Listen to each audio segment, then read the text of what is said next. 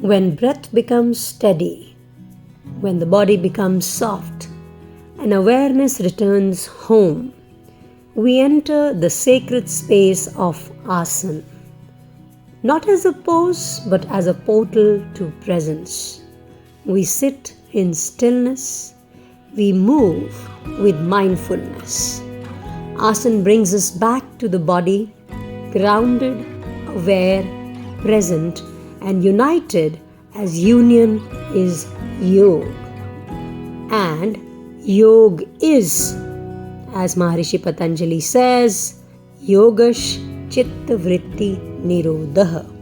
Asana, the third limb, is helping us towards aligning our mind, body and soul and preparing us for the higher practices.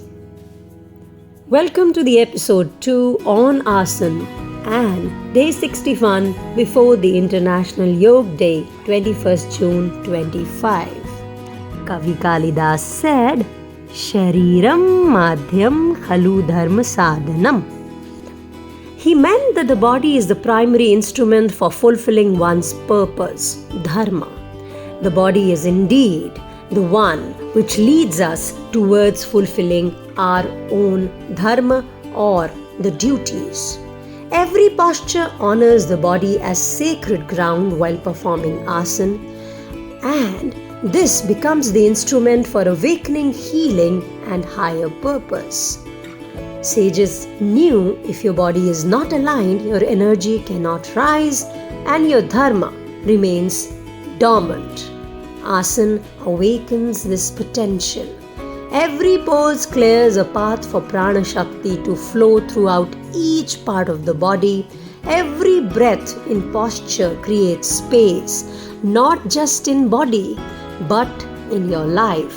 And that's where Prayatna Shaithilya Samapati Bhyam, we get absorbed into the ultimate.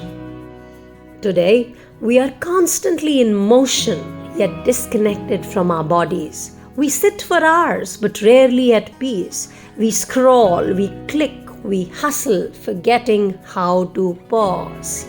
And this pause to connect is yoga, and Asana is the third limb which takes us into that direction. As we are always doing but rarely being, our bodies are stiff, mind scattered, breath shallow. Asana brings us back. It helps us to breathe, to be present, and to balance our mind, body, and soul. So when Lord Krishna tells Arjuna, Tasmāt Sarveṣu Kāleṣu Yogayukto Bhavārjuna, which means you should always be joined in yoga.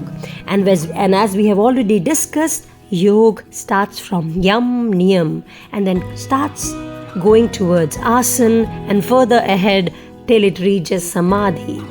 So to be joined, to be performing yoga all the time, we have to be aware, and asana makes us aware. From warrior poses to child's pose, from motion to stillness, Asana invites us to embody yoga, and that is presence, union, and peace. It is your invitation to bring back stillness. And when movement becomes meditation, posture becomes your prayer. We have been performing a lot of different types of asanas. One thing which we have to understand about them is that each asana carries a message. For example, Vrikshasana teaches balance in chaos. Veerbhadra Asana, it tells us to stand firm, gives us the courage to be steady and firm. Ushtrasana, it is about opening your heart and also the vulnerability to be open.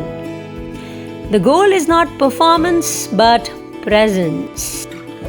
To align the body with awareness and remember that the divine is always living there, watching over us. We just have to try a little more to connect with the divine. You don't need 90 minutes or a fancy studio. You just begin with what you have and where you are.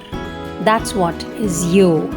An asana can be performed at any time. Set a daily time, let's say 15 minutes of morning when you get up and you've not eaten anything, because this is there. You don't have to be, into that eating mode. So you should have your stomach empty. If it is for 3-4 hours, great. But if you have woken up and you can perform 10 to 15 minutes of mindful movement, that should be enough to begin with.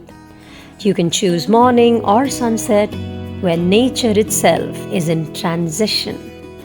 You can start with the sacred 4: Tadasana, Sukhasana, Bhujangasana and Balasana. These balance, stretch, strengthen and soften. So try performing these 4 and do give us the feedback how you felt. And don't forget to breathe and listen. You have to breathe well to let the prana shakti flow throughout your body, and you have to listen to your body. Stretch your body. Hold it a little longer, but don't do the mistake of not listening to your body. So you don't have to rush. Let your breath guide the transitions. Let your body tell you how far you can stretch and where you have to hold. So pause, feel, let the pose teach you. In every asana, ask not how do I look, but ask how do I feel, how do I breathe, how aware I am. That is asana, that is yoga. Let's set today's intention. Let every pose be my prayer, let every breath my mantra, and let every moment of stillness be my guide to return to my own self. I sit in presence, I move with breath, I surrender with grace. Every asana tells me who I truly am. Tomorrow, day 60, before the International Yoga Day, join us for the types of asanas and their importance. Thank you. God bless you.